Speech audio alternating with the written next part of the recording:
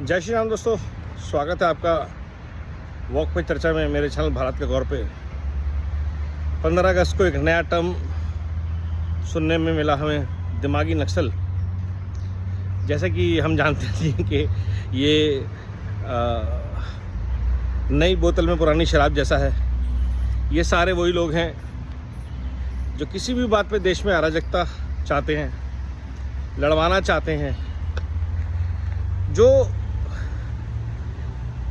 भारत के कॉमनवेल्थ जीतने वाले, मेडल जीतने वाले जेनजी को कॉकरोच कहती है।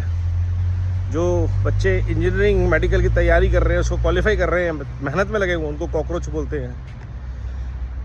अपने साथ ला के रखना चाहते हैं वो लोग जिनको यूपी में तो स्कूल खराब दिखाई देते हैं, बिहार में दिखाई देंगे, लेकिन पंजाब में जो 16 मेडिकल कॉलेज गायब हो गए उसके बारे में वो जिक्र नहीं करते, जो बने ही नहीं।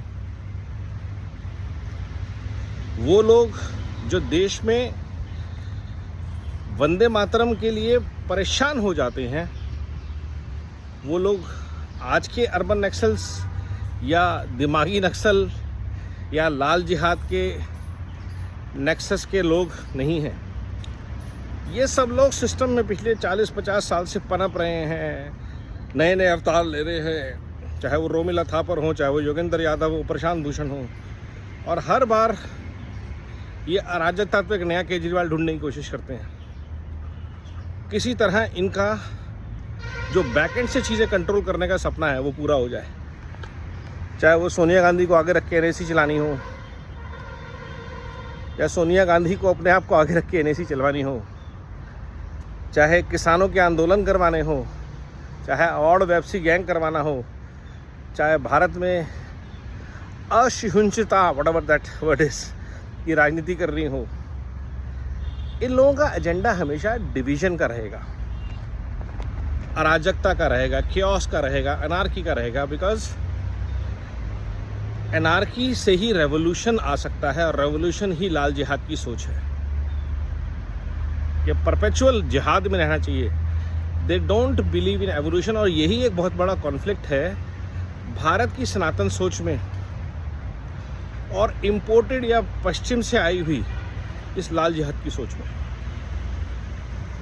इसलिए जब मोदी जी इनको दिमागी नक्सल बोलते हैं तो ये भी कहना चाहते हैं कि ये किस हद तक गुलामी की मानसिकता के प्रतीक हैं कि इनको अपनी हर बात को जस्टिफाई करवाने के लिए विदेशी शक्तियों का सहारा लेना पड़ता है, अपने आप को बॉस्टन का दिखाना पड़ता है, किसी को नॉर्वे का एजुकेशन सिस्टम इंपोर्ट करके लाना पड़ता है, क्योंकि आपको भारत की विरासत, भारत की संस्कृति की जानकारी ही नहीं है, भारत की शक्ति का आपको अंदाज़ा ही नहीं है।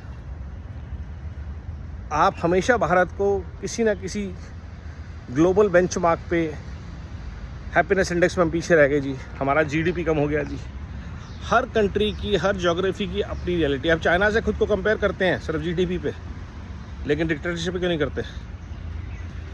आप नॉर्वे से अपने आप को हैप्पीनेस पे कंपेयर करते हैं, पॉपुलेशन पे क्यों नहीं करते? आप यूएस से अपने आप को लिबर्टी करते हैं, तो फिर एंटी करप्शन लॉस पे क्यों नहीं करते? तो ये जो नरेटिव सेलेक्टिव होता है, जिसे हम सेलेक्टिव म्यूनिसिया बोलते हैं, उस नरेटिव को चलाने वाले लोग जो हैं वो हैं दिमागी नक्सल। और इनका पूरा एक नेटवर्क है, नेक्सस है, ये यूनिट माइंड की तरह काम करते हैं। तो मोदी जी ने जो कहा वो सिर्फ पुरानी शराब को नई बोतल में परोसा है। हम इन सबको जानते हैं, कोई ऐसा चेहरा नहीं है। हाँ, उसमें नए चेहरे ऐड होते जाएंगे। हर साल ऐसा के इलेक्शन होंगे जो कोई कन्हैया, हर बार एक कन्हैया को मारा आएगा, जो लेफ्टिस्ट सोच से इलेक्शन लड़के आएगा और फिर कांग्रेस या किसी और पॉलिटिकल पार्टी में घुस जाएगा। उम्मीद जगती है हर बार। एक केजरीवाल आता है, जब उम्मीद जगाता है कि मैं लड़ाई भ्रष्टाचार के खिलाफ लड़ूंगा, सिस्टम को ठीक करूंगा, लोकपाल लेकर आऊँगा, लेकिन उसके पीछे जो ताकतें होती हैं और उसको समर्थन देने वाली जो शक्तियाँ होती हैं, वो या तो भ्रष्ट होती हैं और या लाल जिहाद की सोच से प्रेरित। यही हमने अभी कॉकरोच वाले प्रोटेस्ट में देखा। 2000 लोगों को इन्होंने साथ लिया कि किसी तरह एनार्की क्रिएट हो जाए और कुछ बच्चे मर जाएं पुलिस की गोली से, किसी तरह से, नरेटिव तैयार थे। जैसे बॉम्बे अटैक्स के टाइम पे आरएसएस की साजिश का नरेटिव तैयार था। अब वो गोली चली नहीं, लेकिन नरेटिव तो चल गया। होम मिनिस्टर ने पैलेट गन चलवा दिए, गोलियां चल गई, बच्चे मर गए, ये हो गया, वो हो गया।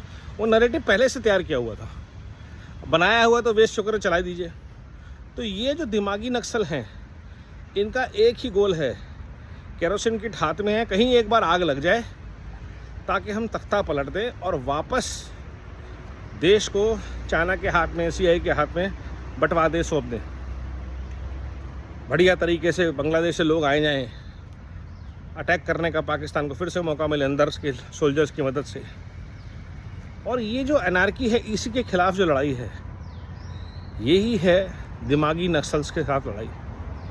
एक तरफ वो लोग हैं जो ब्रिटिशर्स के बताए हुए इंडिया को अपना सच मानते हैं, और एक तरफ हम भारतीय हैं जिन्हें गर्व है अपनी 5000 साल की परंपरा पे, संस्कृति पे, संस्कारों पे, और वो ऐसा भारत बनाना चाहते हैं जो आत्मनिर्भर है, जो हमें अपनी शक्ति के ऊपर खड़ा करने का अवसर देता है। लड़ाई हमारी सारे भारत की सिर्फ एक शक्ति से है, वो है भ्रष्टाचार।